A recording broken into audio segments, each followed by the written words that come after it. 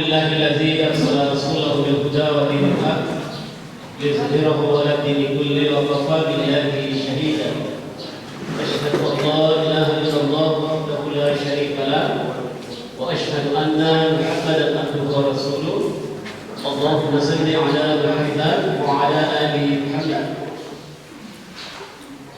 Bapak Ibu serta saudara sekalian yang saya hormati, pada tanggal 12 Rabiul Awal ini 1444 Hijriah bertepatan dengan 8 Oktober 2022 yang seharusnya kita libur, tapi alhamdulillah kita hadir di tempat ini untuk mengikuti kuliah umum dari Bapak Dr. Insinyur Muhammad Ansar MP, dan sekaligus nanti ada penandatanganan MOU antara Institut Teknologi Sains dan Bisnis Muhammadiyah dengan Universitas Islam Al-Azhar Mataram. Karena itu mari kita mengawali ini dengan mengucapkan alhamdulillah, segala puji bagi Allah karena kegiatan ini dapat terlaksana. Salawat dan salam kepada Rasulullah Muhammad SAW. Demikian pula kepada segenap keluarga, sahabat dan seluruh pengikut setia Rasulullah Muhammad SAW. Acara ini sebenarnya adalah kuliah umum, tapi kita akan mendahulunya dengan mempersilakan nanti Amar Ma'ruf, ya. Nama lengkapnya Amar Ma'ruf Al-Mubarak. Kita berharap untuk setelah pembukaan ini nanti akan membacakan ayat-ayat suci Al-Quran. Karena itu Bapak Ibu dan Saudara sekalian, nggak ada Ibu dosen ya? Bapak dan Saudara sekalian, mari kita memulai acara ini dengan bersama-sama membaca Bismillahirrahmanirrahim. Selanjutnya adalah pembacaan ayat-ayat suci Al-Quran yang akan disampaikan oleh Amar Ma'ruf Al-Mubarak, mahasiswa Kewirausahaan Institut Teknologi Sains dan Bisnis Muhammadiyah. Kepada Ananda Amar Ma'ruf disilakan dengan hormat.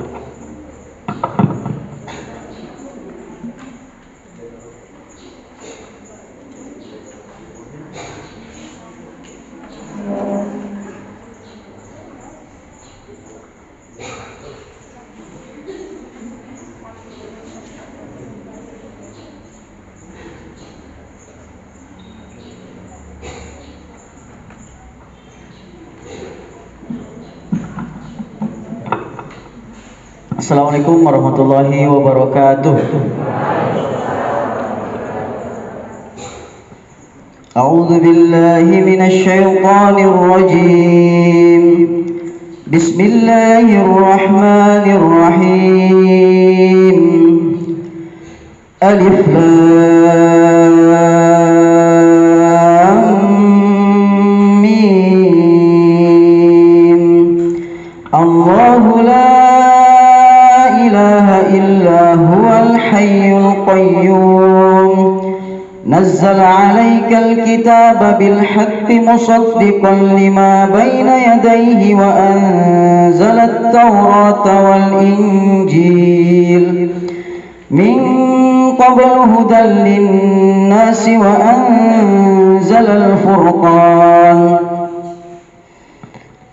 إن الذين كفروا بآيات الله لهم عذاب شديد والله عزيز ذو انتقام إن الله لا يخفى عليه شيء في الأرض ولا في السماء هو الذي يصوركم في الأرحام كيف يشاء لا إله إلا هو العزيز الحكيم هو الذي أنزل عليك الكتاب منه آيات محكمات هن أم الكتاب وأخر متشابهات فأما الذين في قلوبهم زيغ فيتبعون ما تشابه منه ابتغاء الفتنة وابتغاء تأويله وما يعلم تأويله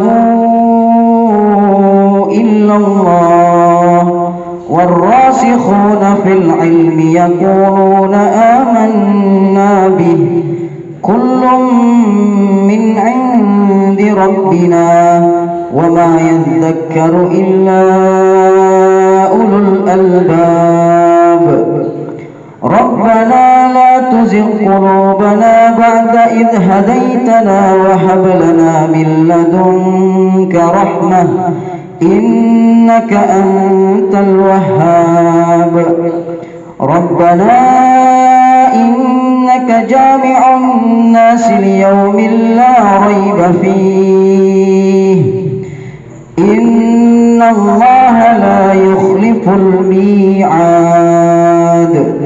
صدق الله العظيم. Assalamualaikum warahmatullahi wabarakatuh.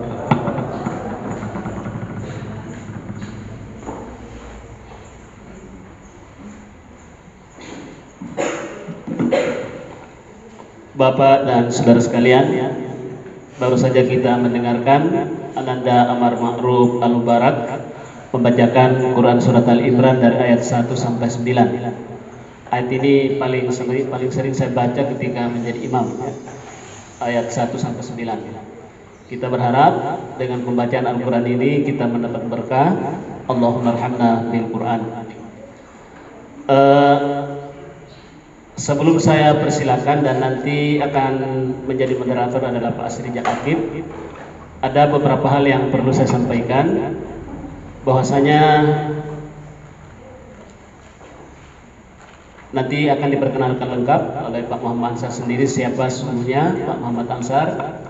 Sebelumnya saya ingin menyampaikan terutama kepada Pak Rektor bahwasanya yang sempat hadir pada pagi menjelang siang ini ada Dr. Andus Haji Ruknuddin yang baru saja datang, Wakil Sekretaris Pimpinan Daerah Muhammadiyah Kepulauan Selayar. Kemudian ada Pak Samsul Ma'arif, Essos. Beliau adalah Biro Administrasi Umum Keuangan dan Kepegawaian di ITSPM Selayar. Kemudian ada Pak Asrijal Akib SCMM dan ada Pak Sukarman SCMM. Keduanya adalah dosen prodi kewirausahaan. Terus terang Pak Ansar, tadi kemarin waktu saya tanda tangani surat ini, saya tidak membayangkan yang akan datang Pak Ansar yang biasa saya bertemu beberapa puluh tahun yang lalu. Nanti setelah masuk di ruang ini baru saya langsung lihat wajahnya. Oh, ini saudaranya Ibu Jaura ya, istrinya Pak Cadi almarhum.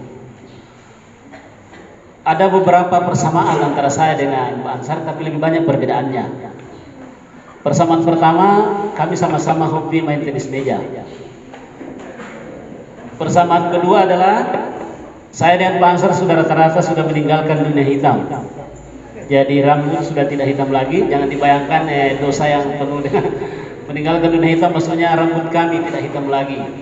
Tapi saya lebih banyak putihnya daripada Pak Ansar. Itu persamaan saya dengan Pak Ansar. Tapi perbedaannya lebih banyak. Saya lebih tua karena saya lahir 62, Pak Ansar tahun 64. Itu perbedaan yang pertama. Perbedaan kedua, Pak Ansar detailnya sudah doktor, saya baru S2.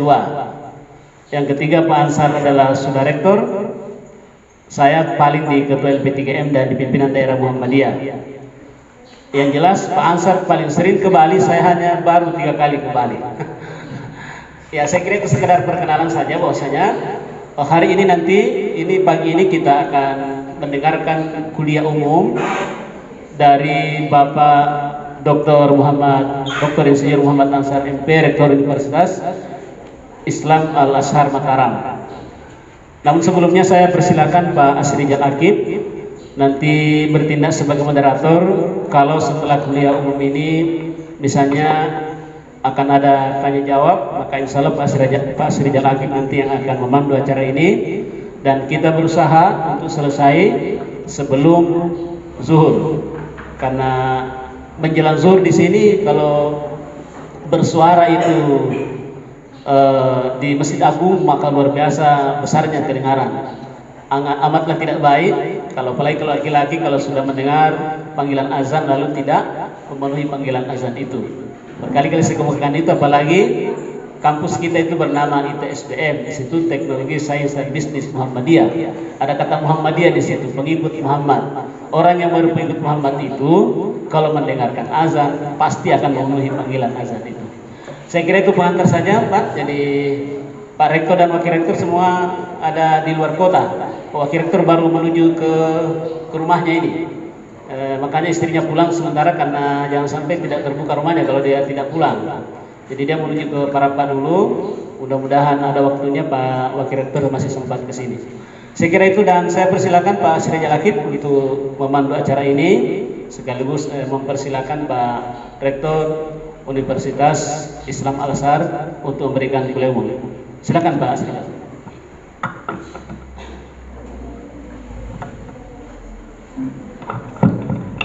Bismillahirrahmanirrahim. Assalamualaikum warahmatullahi wabarakatuh. Nabi salli wa salli aminu kadatan bilisan yafqahu qawli. Puji syukur Allah Subhanahu wa taala karena berkat rahmat dan hidayahnya lah sehingga kita bisa dipertemukan di ruangan ini dalam keadaan sehat walafiat, dan alhamdulillah kita kedatangan tamu yang sudah lama kita inginkan sebetulnya, selalu memberikan pencerahan bagi kita, apalagi kampus kita ini adalah kampus yang terbaru dan apa yang boleh katakan dinantikan memang oleh masyarakat Kabupaten Kepulauan Selayar dengan adanya ITSBM ini, dan alhamdulillah mahasiswanya kurang lebih 100 Pak Rektor, dan alhamdulillah di tengah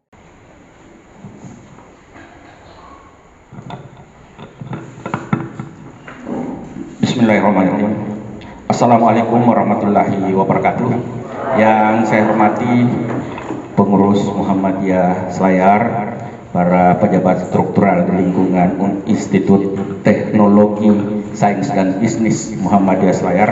Pertama-tama izinkan saya mengucapkan selamat atas dibukanya perguruan tinggi ini yang insya Allah diniatkan untuk kemaslahatan umat, terutama umat Islam. Tujuan kita sebetulnya adalah untuk bersilaturahim. Kuliah umum itu adalah bonus. Yang utama adalah kita bersilaturahim. Kenapa? Karena bersilaturahim itu di dalamnya ada yang pertama adalah memperpanjang umur, kata Ustaz. Nanti kita tanya Pak Abdullah, Ustaz Abdullah. Kemudian yang kedua adalah menambah rezeki, katanya. Ya. Kenapa? Pengalaman saya, ini pesan dari pembimbing saya dulu waktu kuliah, jangan sampai memutuskan hubungan silaturahim. Karena silaturahim itulah Anda mendapat rezeki. Contoh kecil adalah seberapapun lama Anda berdoa atau ustaz pun berdoa, geleminang dia odoy adap si karung. Ya, tidak pernah jatuh uang itu satu karung di depan, pasti dia tolerangan kidoe. Jadi harus melalui tangan orang lain. Selalu ada yang mengantarkan kita rezeki. Lasar kita jahat tetanggata kan melalui tangan orang lain. Jadi jangan memutus silaturahim. Kalau perlu memperbanyak silaturahim, memperpanjang silaturahim. Jadi itu pesan pertama dari kegiatan ini. Makna pertama dari kegiatan adalah memperpanjang atau menambah silaturahim agar supaya rezeki kita semakin bertambah. Saya dengan Pak Ustaz Abdullah berteman sejak dari SMP sampai SMA, kakak kelas saya beliau. Ya, musuh saya kalau main tenis meja dulu. Sama-sama hobi main tenis meja, tapi kalau ketemu di lapangan tenis meja selalu berlawanan. Itu dengan beberapa teman yang lain. Ada yang sudah almarhum, ada yang masih hidup sampai sekarang. Ya, itu. Yang berikutnya adalah pesan berikutnya adalah kita harus sekolah. Pendidikan itu sangat penting. Yang bisa merubah nasib kita adalah pendidikan.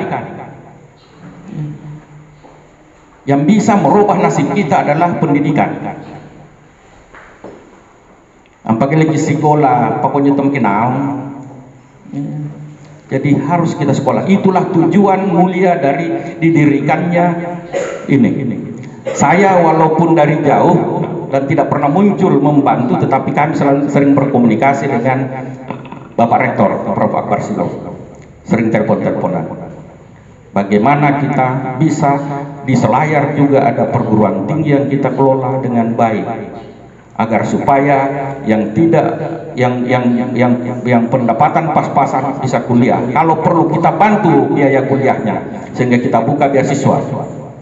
Jadi ada beberapa yang diberikan beasiswa oleh perguruan tinggi ini. Itu alhamdulillah. Itu adalah niat yang mulia bagaimana kita memajukan Selayar ini melalui pendidikan. Karena satu-satunya jalan adalah dengan melalui pendidikan. Ada juga tujuan tinggal sekolah lalu dalekna mingga kata ser juga dia ngasih. Tapi kalau orang sekolah insya Allah rezekinya akan bertambah. Jadi usahakan manfaatkan kesempatan ini. Apalagi di zaman sekarang, kalau kami dulu agak-agak kesulitannya. Zaman sekarang banyak beasiswa. Setelah Anda selesai S1, S2 itu banyak beasiswa. Apalagi S3. Itu di S3 untuk mencapai gelar doktor lebih banyak beasiswa daripada orang yang mau sekolah. Ya. Hanya ada syaratnya. Itu harus kita penuhi. Asimpul itu juangi duit teribang dari ATM tang. Untuk mengambil uang itu harus kita tahu PIN-nya. Ya, tahu syaratnya, tahu PIN-nya. Kalau kita sudah tahu PIN-nya, kita penuhi syarat-syaratnya, insya Allah kita bisa lanjutkan. Dan kalau kita sekolah, kalau kita punya niat untuk sekolah, insya Allah Allah akan memberikan jalan untuk itu. Saya hanya niat sekolah saja, tidak pernah berpikir jadi apa. Ya. Saya belajar dengan baik waktu S1, alhamdulillah. Tahun kedua saya sekolah, pegawai negeri dapat gaji 25.000 per bulan, saya sudah digaji 75.000 per bulan dari beasiswa.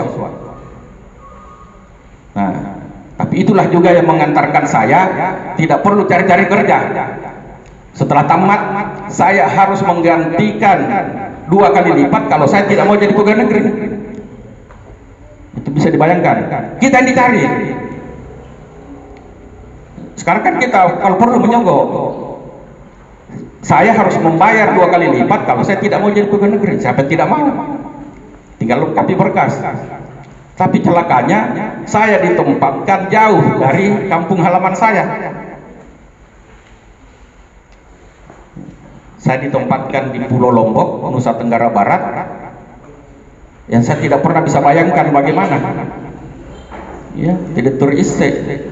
Ternyata setelah sampai di sana, pergaul beberapa hari kemudian, orang Selayar banyak. Ya. Pernah saya naik angkot, dari Makassar ke PT, saya duduk di depan, semua orang di belakang saya pakai bahasa Selayar. Ya, saya kaget. Ini saya di mana ini? Di Mataram apa di Selayar? Karena penasaran, saya kira kampung tak bisa belajar. Saya penasaran, saya balik. Pak, orang Selayar apa? Nah, kok kami galekan belajar, kami sambahakan. Ternyata orang komunitas Selayar yang ada di Pulau Sumbawa. Dan itu dari kakek-kakek buyutnya yang keturunan Selayar, yang tidak pernah lihat Selayar, membayangkan Selayar itu tidak tahu, tapi mereka pakai bahasa Selayar. Itulah pengalaman-pengalaman. Kemudian saya ditempatkan di Mataram, tapi kantor saya ada di Bali. Yang dulu waktu saya masih anak-anak, masih kuliah, itu saya selalu berpikiran, suatu saat, karena orang cerita bagaimana indahnya Pulau Bali. Ya. Saya selalu berpikiran suatu saat kalau saya punya uang, saya juga ingin jalan-jalan ke Pulau Bali. Pada saat saya prajabatan di Pulau Bali selama 1 bulan, saya tidak pernah membayangkan bahwa saya akan pernah tinggal di Pulau Bali selama itu. Jadi kita ikuti saja arus dan kita bekerja dengan baik, dengan niat yang ikhlas, insya Allah Allah akan membukakan jalan untuk itu. Bayangkan, saya sekarang mungkin dalam 1 minggu, 1 bulan saya harus bolak-balik ke Bali, kantor di Bali. Untuk sekarang ada online, jadi kemarin saya rapat online. Sebelumnya itu kadang-kadang saya harus berangkat tengah malam, besok subuh sampai di Bali. Setelah selesai urusan balik ke Lombok dan seterusnya. Jadi bagaimana kita bekerja dengan ikhlas, belajar dengan ikhlas, insya Allah Allah akan membukakan jalan untuk kita. Itu saja saya punya pegangan. Saya tidak pernah bercita-cita jadi rektor. Tidak pernah ada cita-cita saya jadi rektor. Itu hanya bonus. Kemudian kita ingin berbicara tentang pertanian di era digital. Kenapa? Di era digital ini semua serba cepat. Ada orang istilah bahasa ilmu komputer dan distraction. Serba cepat dan tidak bisa diprediksi. Kita tidak akan pernah tahu apa yang terjadi besok, lusa dan seterusnya. Kalau dulu masihlah, zamannya kita masih telepon rumah. Sekarang itu sudah tidak bisa. Tiba-tiba yang namanya perusahaan taksi hilang. Ya. Bisa dibayangkan, modalnya luar biasa besar, tiba-tiba mati. Ada teman saya sekelas, saya tidak perlu sebutkan namanya, sama-sama orang Selayar. Dia punya perusahaan taksi di Bandung, Jakarta, dan Makassar. Itu luar biasa zaman itu. Dia sudah bisa jalan-jalan ke luar negeri, saya belum bisa. Bahkan saya diajak untuk berbisnis pesawat terbang. Saya bilang itu bukan cita-cita saya, tidak usah, silahkan. Tiba-tiba apa yang terjadi sekarang? Setelah masuknya taksi online, itu habis. Saya tidak tahu apa yang dia kerjakan sekarang karena saya tidak berani telepon. Jangan sampai saya dikira mengolok-olok. Padahal orang pintar, karena dia terlambat berubah. Dia kayak terlambat berubah dari yang tadinya taksi biasa, taksi call menjadi taksi online. Itu hanya persoalan terlambat saja. Sekarang yang jadi aneh, punya perusahaan taksi tapi tidak punya mobil. Itu bisa dibayangkan.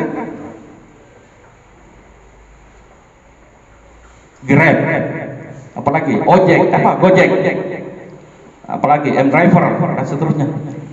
Itu orang tidak punya mobil tapi punya perusahaan taksi.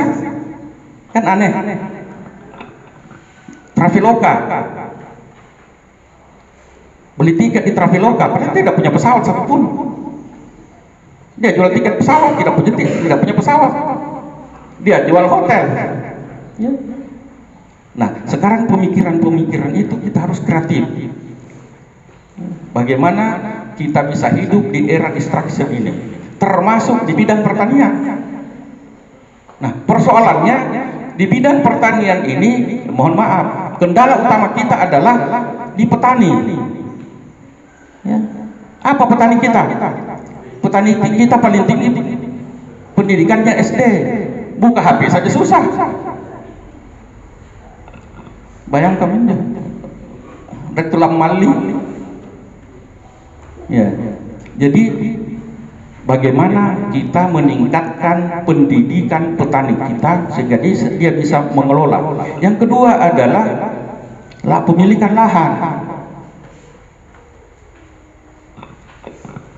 Kita tidak bisa bayangkan, kita lebih bandingkan dengan petani di Australia, petani di Amerika, petani di Bangkok.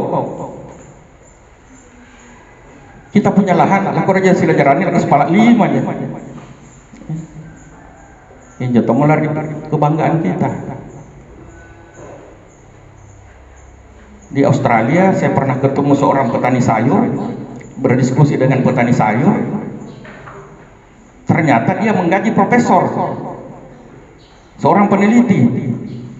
Jadi dia menggaji seorang profesor agar supaya bagaimana pertaniannya itu, lahannya itu dia bisa kembangkan. Saya tidak tahu berapa ribu hektar dia punya. Ditelak khusus seperti Silagar. Itulah kendala-kendala kita. Nah, bagaimana memanfaatkan itu? Kemudian yang berikutnya, bagaimana kita pikirkan adalah mengembangkan ciri khas Selayar. Ampun kesimpulannya itu hal yang laku. Ya. Contoh yang kita miliki, kenari. Bagaimana mengemas kenari ini? Sebetulnya ada gambar tadi saya bawa, nanti bisa dilihat. Itu bagaimana pohon kenari itu bisa kelihatan. Jadi kita juga berpikir pariwisata. Ya.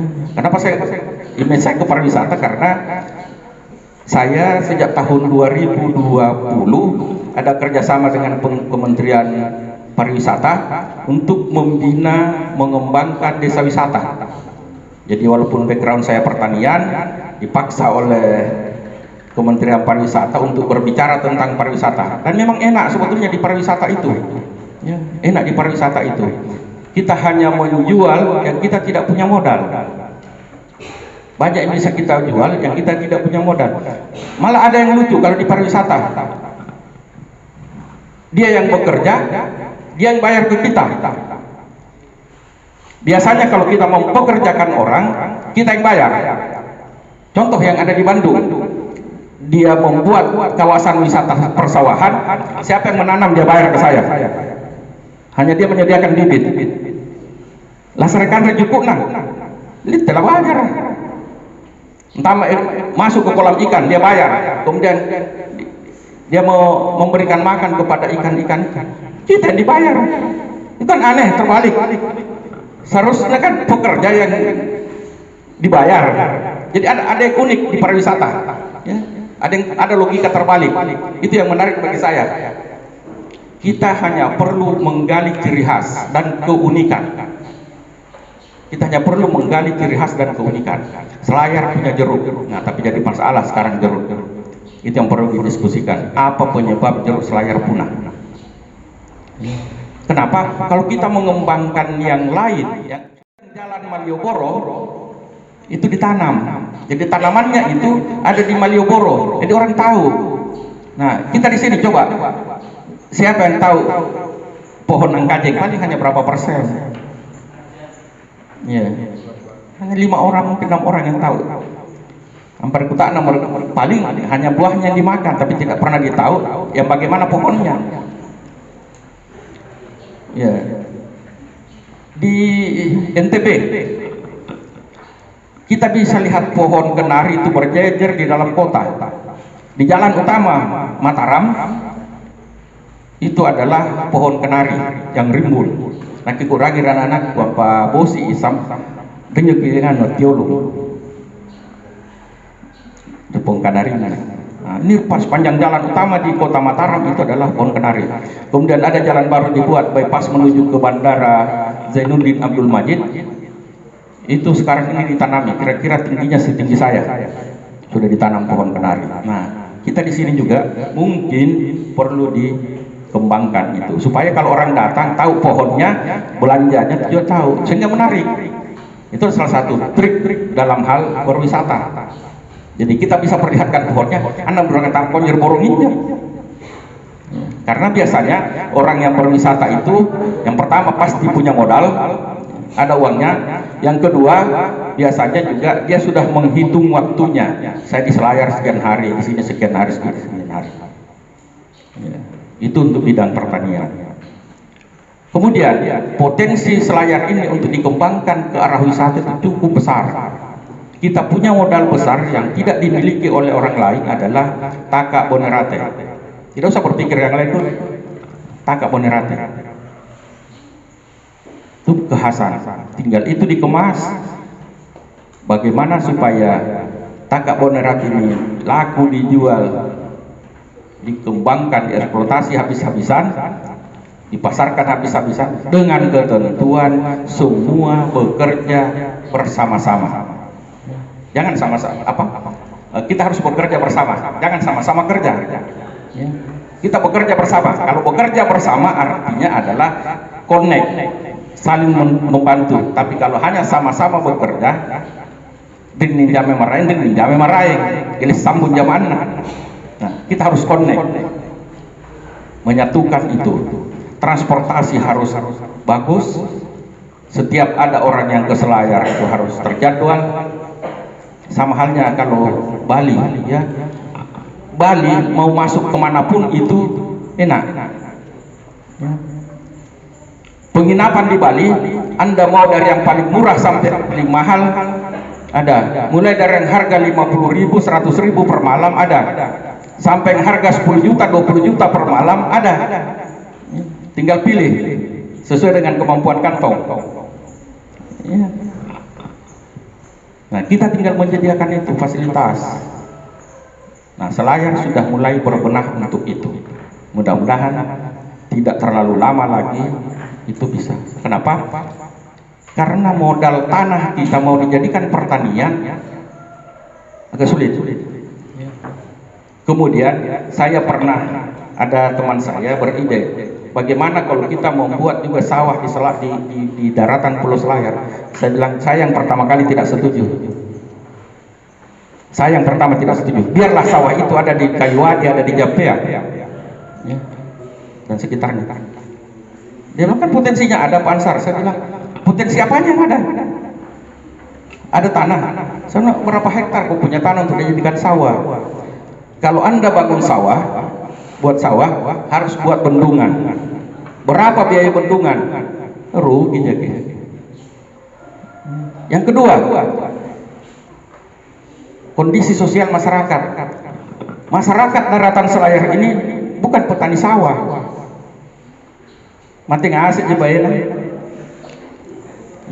Lebih baik bagaimana kita kembangkan yang sudah ada. Daripada kita membuat sawah di sini, lebih bagus kita menanam yang cocok dengan di sini. Kalaupun kita mau nanam padi, ya padi ladang, jangan padi sawah. Ya. Lebih baik padi ladang, walaupun produksinya lebih rendah dibanding dengan padi sawah. Jangan kita memaksakan ekologis dan sosiologis. Ya. Secara teknis sawah bisa dibuat, tetapi secara sosiologi kultural masyarakat itu yang susah dirubah. Ya. Itu sangat susah dirubah. Sudah kebiasaannya seperti itu, sehingga kita tinggal mencari tanaman yang menghasilkan yang nilainya bisa lebih tinggi. Ya. Tidak perlu kita menanam padi untuk makan beras. Ya. Singapura tidak jalan lama, nikahkan talas saja. Apa saja kita cari ada. Tidak ada kebun di Singapura. Semua jenis buah-buahan ada. Tumingannya dari Makkah. Apel dia, anggur dia, ngeredoi. Nah, kalau kita punya uang, semua ada. Nah, sekarang bagaimana caranya kita menanam yang bisa menghasilkan uang sehingga kita bisa membeli beras? Pokoknya juga, jangan memaksakan. Tidak perlu kita paksakan untuk menanam padi. Kalau kondisi ekologis, kebetulan saya punya pendidikan di bidang pertanian. Yang pertama kita analisa adalah kondisi ekologisnya dulu, cocok apa tidak. Yang kedua adalah kondisi sosialnya, apakah masyarakatnya bisa menanam padi atau tidak. Ya, dari zaman jamaah kalau dari pas sekolah baji itu untuk petani kita. Bayangkan kita harus mengajarnya dia menanam padi. Itu persoalan baru. Yang tadinya kebiasaannya lain, berubah menjadi kebiasaan lain. Untuk melarang saja orang buang air di pantai itu berpuluh-puluh tahun baru selesai. Ya. Jadi dulu kalau pagi-pagi sepanjang pantai di benteng ini, ya itu orang duduk. Ya, sampai dulu pernah sekitar tahun 70-80-an itu kita masuk koran. Kalau mau lihat WC terpanjang datang di Selayar. Baris itu ya, sudah kebiasaan. Iya, sambil ngobrol. Nah, itulah juga yang terjadi di waktu saya pertama kali ditugaskan di Mataram. Setelah habis maghrib, itu kan kebetulan ada beberapa saluran irigasi masuk di Kota Mataram. Itu pasti orang ngobrol di dalam saluran irigasi itu. Saya tidak tahu, ternyata setelah saya tanya, itu ternyata orang buang air di sepanjang saluran air. Nah, lama kelamaan itu mulai kikis. Sekarang kalaupun ada tinggal 1-2. Kita alhamdulillah saya lihat pantainya sudah ditempati minum sarapan. Ya, beberapa malam yang lalu saya sempat minum sarapan. Dulu tidak berani kita duduk-duduk ya, di tanggul. Nah, sekarang sudah bisa minum sarapan di tanggul. Kalau dulu tidak ada. Ya.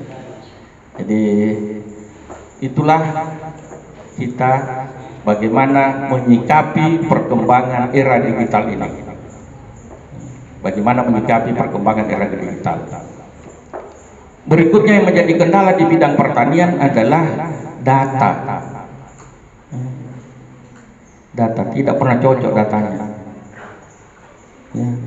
Ada istilah, semua data itu ada, kecuali yang dibutuhkan. Tahu artinya? Artinya tidak ada data yang bisa digunakan. Kalau kita butuh data, kalau kita tanya, data ini ada, oh ada lengkap. Data pertanian ada. Setelah kita detail tanya, saya butuh data mengenai, oh ya nanti kita cari. Berarti data itu ada, semua data lengkap kecuali yang dibutuhkan. Kalau kita sudah butuh data ini, sudah tidak ketemu. Nah, itulah gunanya nanti di era digital ini itu sudah mudah karena sudah gampang di entry datanya dari spot-spot lokasi. Di selayar bisa langsung datanya masukkan. Setelah itu dikumpul dan seterusnya. Itulah yang dikerjakan saat ini. Membenahi kembali data semua sektor termasuk di bidang pertanian karena kita bisa bergerak kalau data kita valid. Jangan sampai saya masukkan data jagung saya sekian ton, pas ada yang membeli gudang saya kosong. Jadi itu, jadi data harus valid.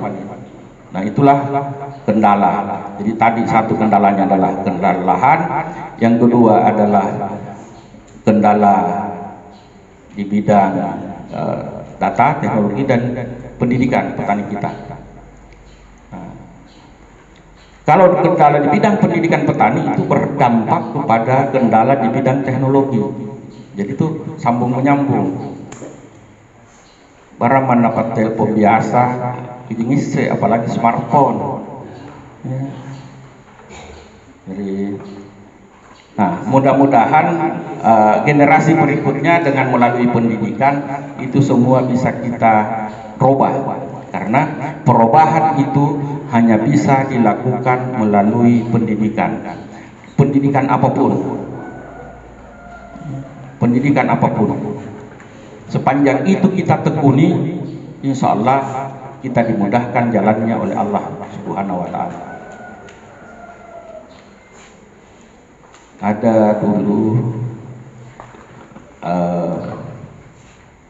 teman saya, dia sampai menangis, orang tuanya menghadap ke saya, anaknya harus masuk di fakultas kedokteran.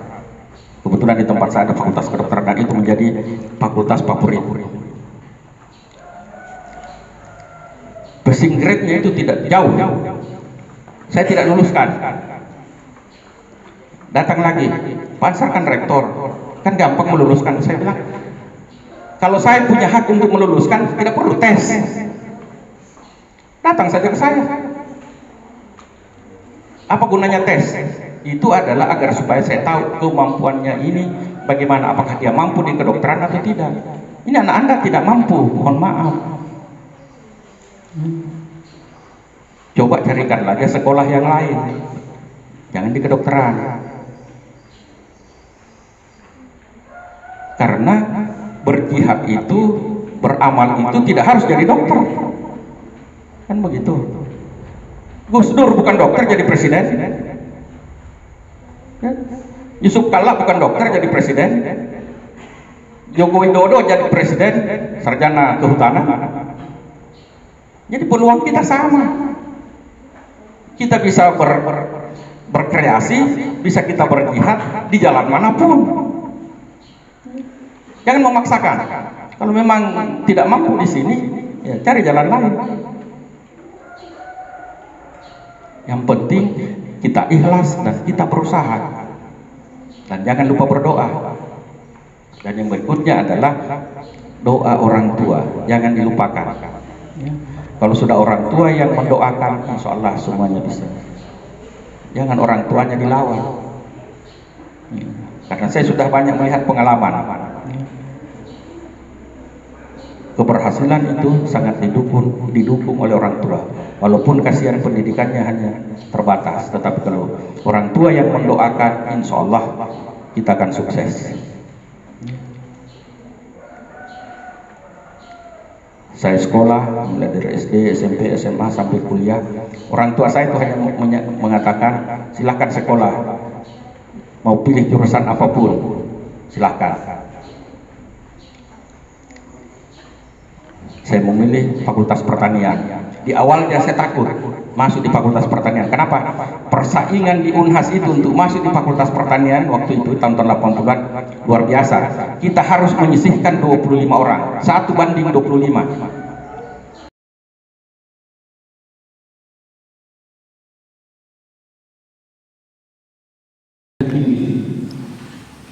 Persaingannya jadi tinggi. Alhamdulillah saya diterima di Fakultas Pertanian. Sekolah tahun berikutnya alhamdulillah dapat beasiswa. Kenapa? Untuk dapat beasiswa syaratnya bukan kita yang paling bodoh, kan begitu. Harus belajar, kita harus bersyukur bahwa kita sudah diterima. Kita harus bersaing dengan teman-teman. Itu terbatas hanya beberapa orang dapat beasiswa, dapat gaji 75.000 per bulan, sudah bisa traktir teman. Padahal waktu itu pegawai golongan 2A gajinya hanya sekitar 25.000, golongan 3 80.000 Pak ya. Waktu itu ya. Jadi saya itu setelah diangkat jadi pegawai negeri merasa gaji saya turun. Karena kalau kemarin waktu saya kuliah 75.000 itu butuh untuk saya. Bahkan orang tua kadang-kadang masih nambah. Tapi setelah saya diangkat jadi pegawai negeri, gaji saya 81.000 rupiah, makan saya tanggung sendiri, transportasi saya tanggung sendiri, dan lain-lain. Jadi berkurang rasanya.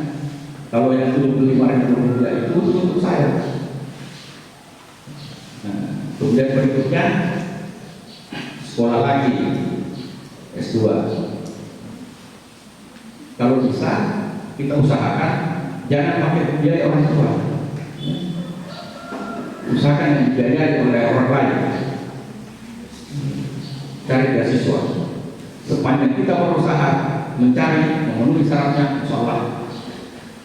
Saya daftar S2, saya 2 kali mendaftar S2. Mendaftar 1 kali diterima tanpa beasiswa. Saya tidak mau. Saya tidak mau kalau tanpa beasiswa. Tahun berikutnya saya dapat lagi. Alhamdulillah dapat beasiswa. Berikutnya daftar lagi S3. Tambah S2. Padahal waktu itu saya sudah kapok. Dan juga saya datang terus sekolah. Tapi setelah tenang-tenang lagi, wah, coba-coba lagi, lanjut S3, daftar lagi. Alhamdulillah 1 kali mendaftar langsung dapat beasiswa. Kalau saya tidak dapat beasiswa, saya tidak akan sekolah. Siapa yang mau membiayai saya? Saya sudah punya keluarga, tidak mau mengorbankan keluarga.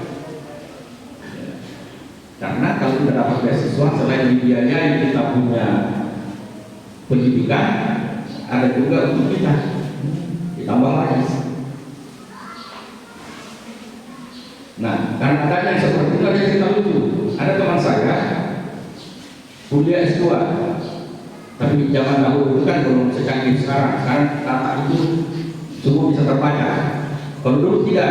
Jadi teman saya itu kuliah S2, tamat S2, mau lanjut S3 tidak berani. Akhirnya apa? Dan daftar lagi S2 di tempat lain.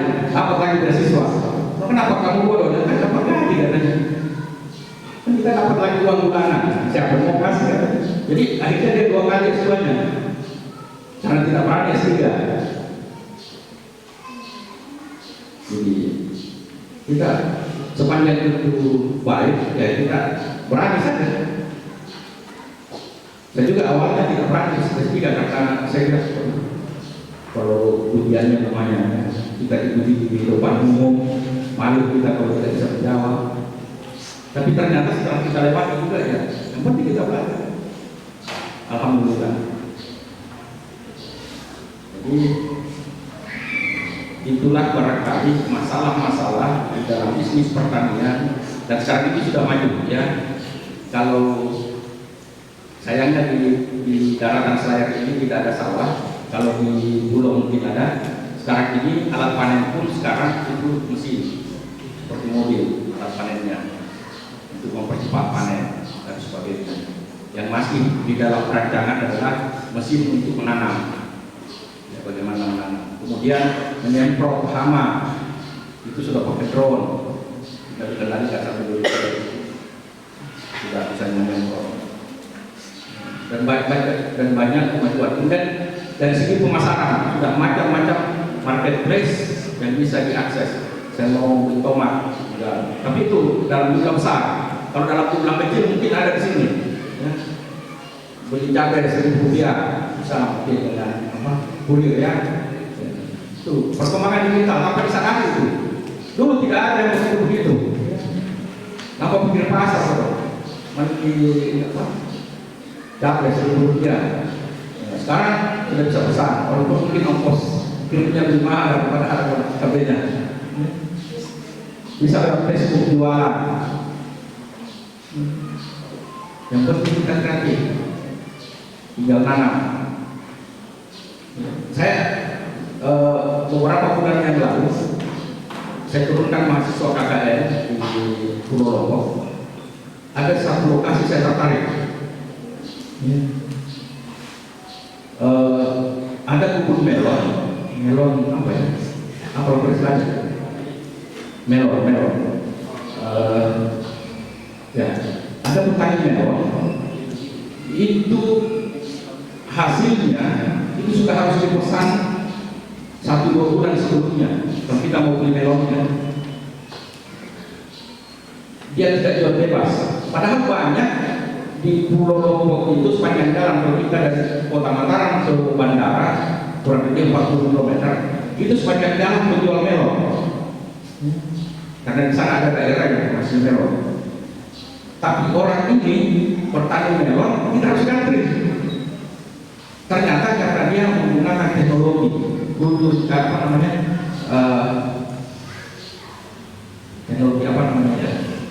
bukan kultur jaringan ya. Nah, dia sudah bisa dirancang, jadi kebunnya itu sudah bisa dirancang. Yang sebelah sini produksi dijual hasilnya bulan sekian, minggu sekian. Yang sebelah sini dijual bulan sekian, dan manis. Akhirnya saya penasaran, saya tanya tempat itu pada hari Minggu. Saya datang ke sana, saya pura-pura mau beli. Bapak sudah pesan? Belum. Bapak harus pesan dulu. Ini BA-nya. Silakan. Kalau Bapak tidak pesan, Bapak tidak dapat. Karena ini sudah jadwal. Jadi dia tangannya sudah. Jadi padahal itu tidak terlalu luas. Cuma memang teknologinya sudah bagus. Nah, itulah pertanian presisi. Jadi ke depan adalah kita mengarah kepada pertanian yang kiranya tepat. Jadi memang sudah ada pasarnya. Jadi bukan cerita, saya alami beberapa teknologi pertanian seperti itu. Dan itu harus kita mengikuti perkembangan teknologi. Karena kita sudah tidak bisa mundur. Tidak bisa lagi kembali seperti zaman kami dulu. Seperti Pak Ustaz Abdullah. Kenapa? Karena bisa kembali ke zaman dulu. Ini dulu tempat kami main-main dan cerita dulu. Di kantor bupati itu, kalau kami sudah pulang sekolah, pergi kayu bakar ke sana, manjatnya di gunung. Sore kalau kita pulang, sholat asar, pulang sekolah janjian, siapa yang mau ikut, kita pergi cari kayu bakar. Kita sudah tidak bisa balik lagi. Kita mau tidak mau, terima atau tidak terima, teknologi ini harus kita laksanakan. Kalau tidak, kita akan terbilas dengan teknologi. Tidak apa-apa, termasuk bidang pertanian. Mas dari seperti bidang pertanian, silakan dirancang. Anda mau jual apa? Mau jual sawi, silakan produksi sawi, kerjasama. Teknologinya ada. Suatu saat mungkin kita perlu berbicara mengenai teknologi budidaya. Bagaimana kita membudidayakan pertanian itu tanpa tanah. Kalau dulu saya hanya lihat di film-film, ya, oh di Jepang ternyata orang bisa menanam di atas rumah. Itu memang mudah, tidak perlu pakai tanah. Dengan teknologi hidroponik, ya, tadi saya lupa ya, dengan teknologi hidroponik, hasilnya akan bagus. Kenapa? Makanannya, tanaman itu bisa kita atur, bisa kita kendalikan. Dan itu melalui digital. Tinggal kita program tanggal jam berapa dia nyiram, jam berapa dia berhenti, berapa kebutuhan airnya, dan seterusnya. Saya mau yang rasanya agak lebih manis, tinggal kita atur di nutrisinya. Begitu juga dengan tanaman hias. Itu semua bisa kita kembangkan melalui digitalisasi. Pemasarannya juga dengan digital. Jadi serba digital sekarang ini. Mungkin itu dulu sebagai pengantar untuk kita diskusi. Kalau ada perlu diskusikan dan juga mungkin adalah untuk pengantarnya.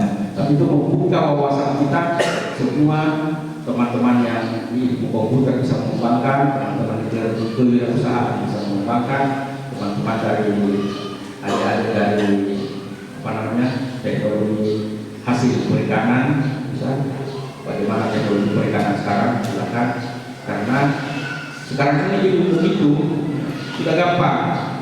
Kalau kami kasihkan dengan masuk di perpustakaan, masuk di perpustakaan belum tentu bukunya ada, masuk di perpustakaan dapat bukunya belum tentu kita mengerti bahasanya, karena jarang yang berbahasa Indonesia di perpustakaan. Nah, sekarang ini Anda tinggal ketik temanya, semua pustakannya ada mungkin di HP. Jadi sekarang peluang untuk belajar itu jauh lebih mudah dibanding dengan zaman kami dulu. Nah, mungkin itu cukup sekian sebagai pengantar. Kalau ada diskusi kita diskusi, kalau tidak ada terserah kepada panitia. Terima kasih. Wassalamualaikum warahmatullahi wabarakatuh. Terima kasih banyak atas kesempatan yang diberikan kepada kami untuk membaca ini, dan kita memberikan aplaus dulu atas kehebatannya.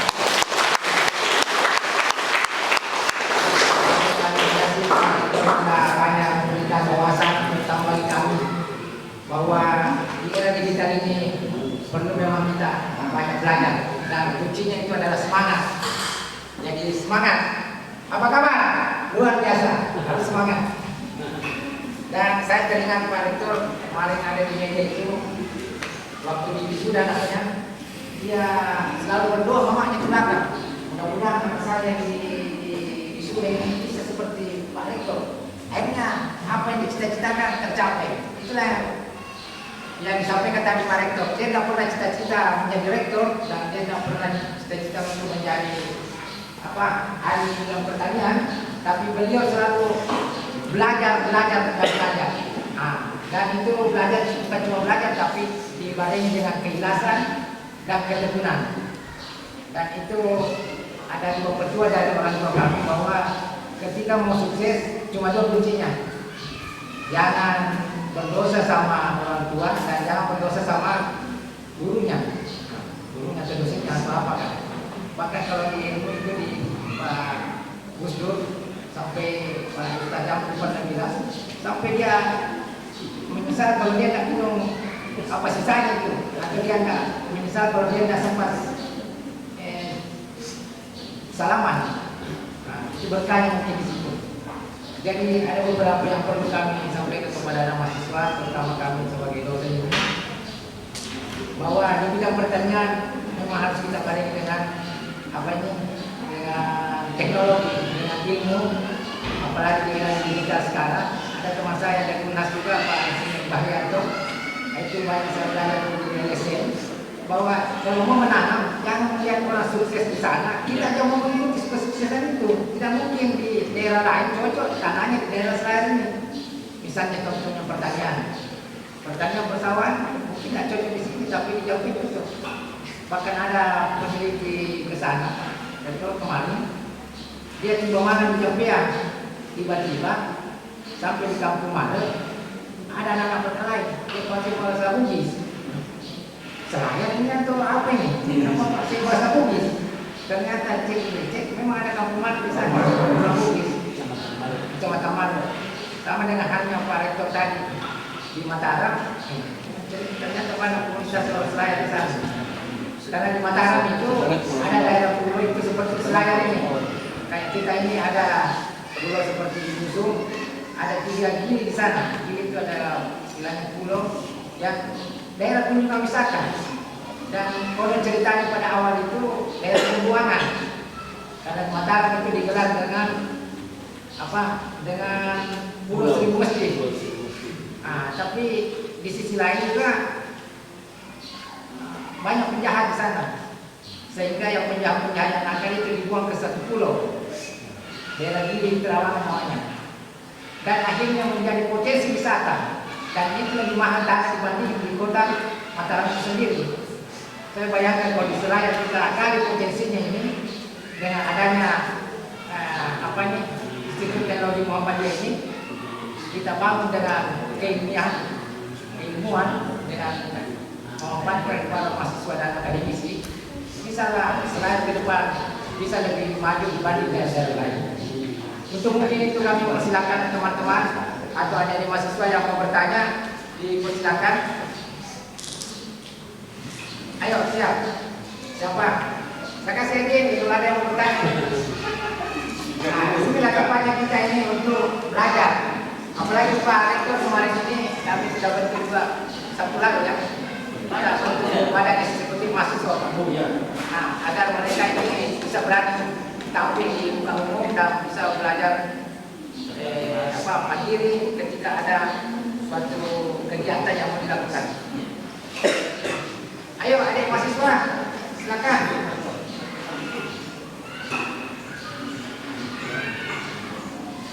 Atau ada teman-teman dosen yang mau bertanya masalah pertanian, kami juga sempat ini bahwa di Kelurahan itu kami sudah membangun Pak Karman di belakang ini hidroponik yang merupakan percontohan bahwa ada kemandirian di prodi kewirausahaan ini. Dan alhamdulillah sudah bisa dipanen itu hasilnya. Adik-adik mahasiswa atau anak-anak mahasiswa ketika mau bisa bekerja di belakang, sekalian mengira-ngira lah atau melihat apa yang perlu diperbaiki. Kita punya banyak pohon kelapa, kita beralih ke sana terus. Nah itulah kira-kira tantangan dan jadi uang.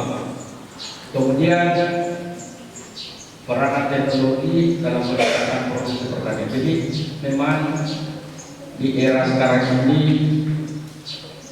kalau kita tidak mengikuti teknologi berat, karena sudah serba teknologi. Panen pun di pertanian terutama padi saya lihat itu sudah teknologi. Bahkan di Jawa dikembangkan membayar sawah juga sudah dikendalikan dengan robot. Jadi sudah ada traktor yang kita sudah duduk-duduk. Jadi dalam waktu yang bersamaan itu sawah itu bisa diolah hanya dalam 1 hari. Kalau saya ingat dulu, saya tinggal di Jambea, itu bayangkan satu kawasan sawah itu berapa hari dibajak untuk bisa ditanami. Kenapa? Karena sapi butuh istirahat, bukan sapi ya, kerbau, kerbau, ya. Sapinya istirahat makan, petaninya istirahat hobi, istirahat. Nah, berikutnya beralih kepada traktor tangan. Nah, sekarang traktor tangan pun sudah mulai beralih kepada traktor robot. Tinggal duduk di bawah sinar matahari, di bawah naungan, sudah bisa dikendalikan traktornya, membajak sawah. Jadi memang dibutuhkan loncatan teknologi agar supaya pertanian kita bisa berproduksi tinggi. Karena seperti tadi hidroponik pun itu adalah loncatan teknologi. Belum lagi perakitan genetika tumbuhan. Bagaimana supaya tanaman itu bisa berproduksi cepat? Banyak sekali masalah di teknologi pertanian. Kalau kita sudah pelajari sedikit-sedikit, kita akan bingung. Karena banyak hal yang masih harus dibenahi di bidang pertanian. Saya harus akui bahwa bidang pertanian kita ini memang agak lambat. Tetap maju, tetapi kemajuannya itu lambat karena banyak hal yang menjadi kendala. Beda dengan di negara-negara maju, negara Bangkok, Jepang, Australia, itu karena semua sistem itu sudah terkoneksi dengan para ahlinya. Petani itu sudah menganggap bahwa teknologi itu adalah kebutuhan. Berbeda dengan kita. Pemerintah menganggap itu kebutuhan, tapi petani belum. Itu saja sudah cukup. Dan seringkali petani kita menanam, istilah kajian orang kewirausahaan dan program itu seringkali petani kita menghasilkan produk hanya karena ikut-ikutan, tidak melihat pasar. Dulu di pantai di sini ramai-ramai nanam rumput laut, habis di situ saya tidak. Kalau kita mau berenang suka, semua ditanam rumput laut. Tiba-tiba pasarnya tidak ada, semua sakit kepala. Jadi jangan ikut-ikutan, lihat pasar. Itu ini mungkin juga nanti menjadi tugas dari aparat pemerintah untuk bisa memfasilitasi yang begini. Jangan sampai kita sudah dapat membina, meningkatkan produksi, pasar tidak ada. Tapi memang perilaku pasar di bidang pertanian itu unik dan selalu menjadi masalah. Bukan itu yang lagi bikin adalah Monstera yang bolong-bolong. Dan tak bohong. Itu saya tidak tahu sekarang, masih tinggi atau tidak. Ya. Waktu tahun 2005 itu ada tanaman gelombang kita katanya. Ya, itu satu pohon bisa 300.000, 400.000 satu pohon. Sekarang 10.000 saja kita jual, itu kalau ada yang beli. Ini dia, itu gelombang tinta. Jadi ada produk-produk pertanian yang memang perilaku harganya itu aneh.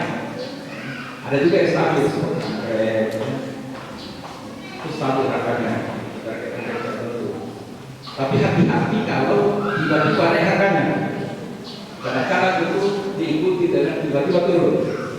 Lihat ada peluang yang memang betul-betul stabil harga.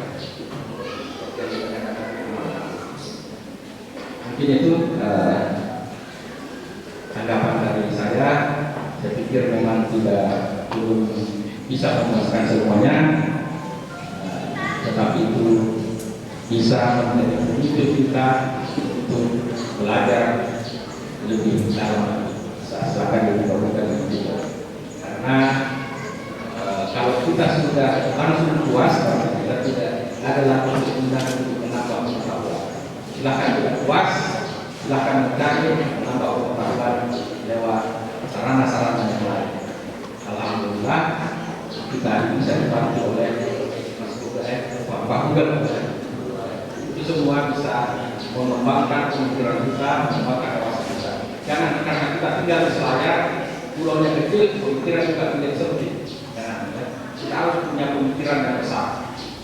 Banyak orang-orang besar, orang selayar yang bisa berkembang di luar sana, berkembang di populasi. orang luar biasa membuat perkembangan. Silakan itu jalan-jalan pemikirannya. Saya juga tidak pernah berpikiran bisa jadi rektor di sana. Saya bukan orang sebenarnya. Tiba-tiba diminta untuk sepanjang saya dibutuhkan setelah saya balik. Itu saya dapat, tetap tidak bersemangat untuk mencari ilmu apapun itu. Ilmu apapun itu penting hanya ilmunya yang kita pelajari. Tapi lah, apakah ini bisa kita? Ilmu mencuri pun kalau perlu kita pelajari supaya kita tidak ada kedurian.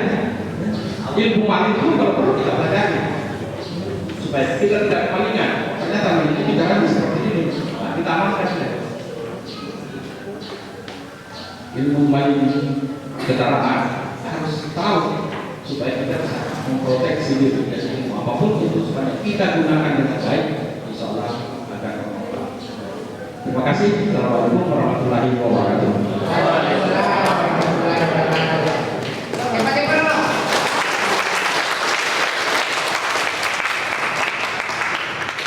Inilah bentuk cita-cita kepada alma mater kita ini, sehingga walaupun hari Minggu ini kita antusias untuk hadir datang mendengar arahan Pak Rektor, dan kami berikan pada waktu bahwa ketika ada penuh pertanian itu sangat susah didorong pola pikirnya para petani, maksudnya petaninya, karena perilaku yang kebiasaan sudah dilakukan, tapi setelah menunggu mencoba melihat bahwa paninya kalau lipat dibanding yang biasa, akhirnya dia ikut. Ada samanya juga Pak Masih Bulan, ada istilahnya itu penting pada jual. Jadi jangan kita penting langsung jual, tapi diusahakan penting kita jual, kita olah. Bagaimana tadi ada mahasiswa yang bertanya bagaimana cara memasarkan, itu perlu dikemas dengan baik. Sama-sama kita panen tapi kemasannya beda, sehingga harganya juga beda. Nah, untuk mengingat waktu, kalau mau bikin Pak